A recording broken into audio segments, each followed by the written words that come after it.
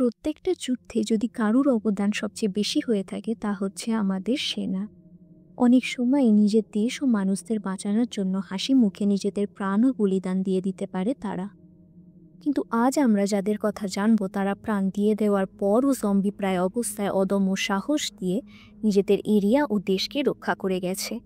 কথাটা শুনতে সত্যি বলে না মনে হলেও পোল্যান্ডের অসেভিচ ফোর্ট্রেস সাক্ষী হয়ে থেকে গেছে এই অবিশ্বাস্যকর, হরিফিক ইয়েট ফ্যাসিনেটিং ঘটনার। চলুন তাহলে জেনে দেখি ঠিক কী ঘটেছিল সেখানে।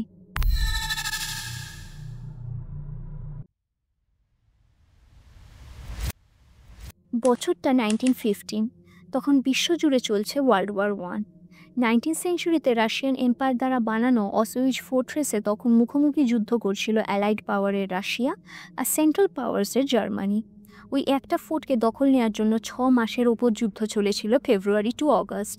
কারণ যুদ্ধের পক্ষে ফোর্টটা স্ট্র্যাটেজিক্যাল পজিশন দুর্দান্ত।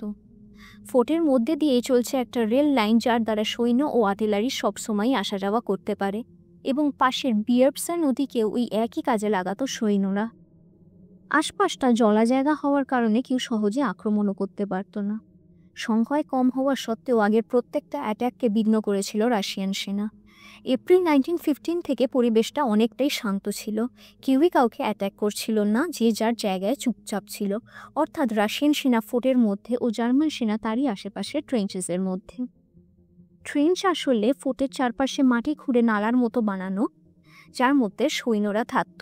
ওয়ার্ল্ড ওয়ারে এটাকে প্রচণ্ডভাবে ব্যবহার করা হতো নিজেদেরকে লাইন অফ ফায়ার থেকে বাঁচানোর জন্য এবং আক্রমণ করার জন্য।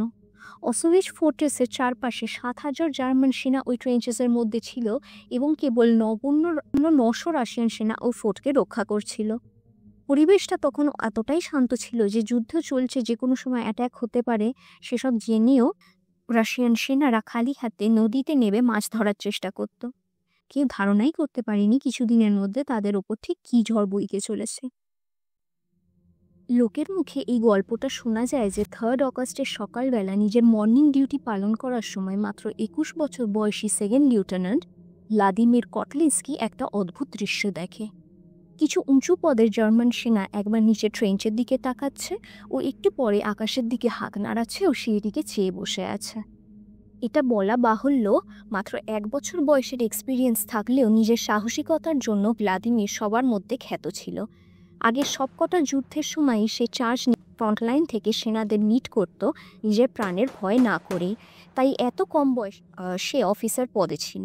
একটা আর্টিকেল তাকে ডিসক্রাইব করে বলে, this man seem to have absolutely no idea what a sense of fear or self preservation was. মানে ভ্লাদিমিরের আচরণ দেখে মনে হতো যে ভয় বা নিজেকে বাঁচানো মানেটা কি সে হয়তো জানেই না। এত ক্ষমতাশীল হওয়ার পরও জার্মানদের ওই অদ্ভুত আচরণ দেখে ভ্লাদিমির নিজের সিনিয়রদের এটাকে না জানানোর সিদ্ধান্ত নেয়, এই ভয় যে এরম একটা সাধারণ কোনো কারণ ছাড়া ঘটনাকে রিপোর্ট করলে সে বকা খাবে। আর সত্যিই তো এতদিন শান্তি ছিল, কোনো সন্দেহের বশে সেটাকে নষ্ট করে কেউ আবার যুদ্ধ শুরু করতে চাইছিল না। 3 দিন পর 6 অগাস্টের সকাল 4টের সময় তখন গার্ডে দাঁড়িয়ে থাকা সৈন্যরা একটা অদ্ভুত জিনিস লক্ষ্য করল। দূরের আকাশটা কেমন একটা ব্লারি এবং ভেরি মনে হচ্ছিল, মানে খুব গরম করলে আকাশটা যেরকম দেখায় ঠিক সেই রকম। তার সাথে যেন একটা গ্রিন ক্লাউড তাদের দিকে খুব স্পিডে ধেয়ে আসছে এবং মেঘটির স্পর্শে চারিপাশের গাছ সঙ্গে সঙ্গে শুকিয়ে যাচ্ছে ও সকালবেলা সবে ঘর থেকে বেরোনো পাখিগুলো টপ টপ করে মাটিতে পড়তে থাকছে। একটা অদ্ভুত গন্ধ আসায় ও যেই না সবাই কাঁচতে শুরু করে, সৈন্যগুলো তাড়াতাড়ি নিচে নেমে অ্যালার্ম বাজিয়ে সবাইকে জানায় যে জার্মানরা তাদের ওপর কেমিক্যাল অ্যাটাক করেছে। 3 দিন আগে ভ্লাদিমির এই কেমিক্যাল অ্যাটাককে লঞ্চ হওয়ার পরীক্ষা করতে দেখেছিল ও জার্মান সৈন্যরা আকাশের দিকে হাত তুলেছিল, কারণ তারা হাওয়া কোন দিকে বইছে সেটা দেখার চেষ্টা করছিল। যেই গ্যাসটা জার্মানি ইউজ করে সেটা ক্লোরিন ও ব্রোমিন গ্যাস। এই ক্লোরিন ও ব্রোমিন গ্যাস নিজেই একা ক্ষতিকর, কিন্তু একসাথে মিলে যেন আরও বিধ্বংসী রূপ ধারণ করেছিল।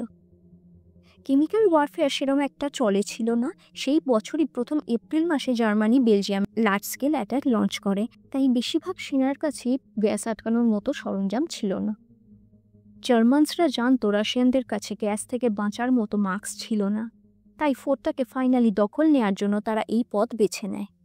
গ্যাসের থেকে বাঁচার জন্য ভ্লাদিমির ও তার সঙ্গীরা নিজের জামাকাপড় ও আশেপাশে পড়ে থাকা ন্যাকড়া জল বা ইউরিনে ভিজিয়ে নিজের মুখে বেঁধে নেয়, কিন্তু অনেকে বিশ্বাস করে এটাই তাদেরকে মৃত্যু ও যন্ত্রণার দিকে আরও স্পিডে ঠেলে দেয়, কারণ ক্লোরিন ময়েশ্চারের সাথে রিয়্যাক্ট করে হাইড্রোক্লোরিক অ্যাসিড তৈরি করে যা শরীরকে ক্ষয় ও বার্ন করে ফেলে। ইতিমধ্যে সেই গ্যাস ফোর্টের মধ্যে প্রত্যেকটা সৈন্যকে অ্যাফেক্ট করতে থাকে। তাদের সারা শরীর ফোসকা করে যায়, নাক কান ও মুখ থেকে রক্ত বেরোতে শুরু করে ও কাস্তে কাস্তে তারা রক্তবমি ও নিজের শরীরের লাংস ও গলে যাওয়া মাংসপিণ্ড তুলতে শুরু করে। তিলে তিলে যন্ত্রণা পেয়ে কষ্টের মৃত্যু বেশিরভাগ জনের ভাগ্যেই লেখা ছিল। 900 জনের মধ্যে কেবল 100 জন তখনও দাঁড়িয়ে থাকার অবস্থায় ছিল ও তাদের মধ্যে একজন ভ্লাদিমির। কমান্ডিং অফিসার ভ্লাদিমির তখন নিজেদের সৈন্যদেরকে দাঁড় করিয়ে গর্জন করে বলে ওঠে যে মরবে তো তারা নিশ্চয়ই, কিন্তু কিভাবে মরবে সেটা তাদের হাতে। ওই চিরন্তরের ঘুমের পথযাত্রী সৈন্যদেরকে সাহস জুগিয়ে যুদ্ধের জন্য তৈরি করে সে ও এটা প্ল্যান করে যে তাদের মৃত্যুর পরও ফোর্টটা জার্মানসদের হাতে যাওয়া থেকে কিভাবে আটকাবে তারা। উল্টো দিকের জার্মানসরা ভেবেছিল যে এই গ্যাস অ্যাটাকের পর প্রায় সব রাশিয়ান সৈন্যই মারা যাবে বা যারা বেঁচে থাকবে তারা তাড়ানোর অবস্থায় থাকবে না, তাই ফোর্টটা নিজে কবজায় নেওয়া খুবই সহজ হবে। ওরা যেই না ফোর্টেসের কাছে আসে সেটার দরজা খুলে যায় ও ফোর্টের মধ্যে থেকে 60 থেকে 100 জন সৈন্য অমানবিক চিৎকার করতে করতে হাতে বেয়নেট নিয়ে তাদের দিকে ছুটে আসে। বন্দুক ও তার উপর আটকানো ছুরি বা তলোয়ারকে বেয়নেট বলে। জার্মান সেনা তাদেরকে জম্বি ভেবে ভয় পেয়ে যায়, কারণ সত্যিই তখন আর রাশিয়ান সৈন্যদেরকে মানুষ বলে মনে হচ্ছিল না। সোজাভাবে তারা আর হাঁটতে পারছিল না, গায়ের চামড়া পুড়ে পচে ও বলে গেছে, চোখ নাক মুখ গা হাত পা সব জায়গা থেকে রক্ত বেরোচ্ছে। হাইড্রোক্লোরিক অ্যাসিডের কারণে ডিসলভ হয়ে যাওয়া লাংস ও অঙ্গ তাদের মুখ থেকে বেরিয়ে আসছে। জম্বিরা কেমন দেখতে হতে পারে না জানলেও এরা তখন ভাবে রাশিয়ানরা মরে গিয়ে তাদেরকে উল্টে অ্যাটাক করতে এসেছে ও তাই তারা পেছন ঘুরে দৌড় মারে। ওদের পলায়নের সুযোগ নিয়ে রাশিয়ান সোলজার্সরা ওদের ওপর গুলি বর্ষণ করতে থাকে ও নিজেদের অ্যামিউনিশন শেষ হয়ে গেলেও এগিয়ে গিয়ে মৃত জার্মানদের বডি থেকে বেয়নেট বার করে নিয়ে তাদেরকে আবার মারতে থাকে। জার্মান সোলজার্সরা এতটাই ভয় পেয়ে যায় যে পালাতে গিয়ে তারা ট্রেঞ্চেসের ওপর থাকা নিজেদের বার্ড ওয়্যারের মধ্যেই নিজেদেরকে আটকে ফেলে, আর এতে অপরপক্ষে তাদেরকে গুলি ও বেয়নেট দিয়ে মারা আরও সহজ হয়ে যায়। এইসবের মধ্যে একজন জার্মান সিপাহী পেছন থেকে এসে নিজের বেয়নেটের ছুরি গুঁজে দেয় ভ্লাদিমিরের পেটে।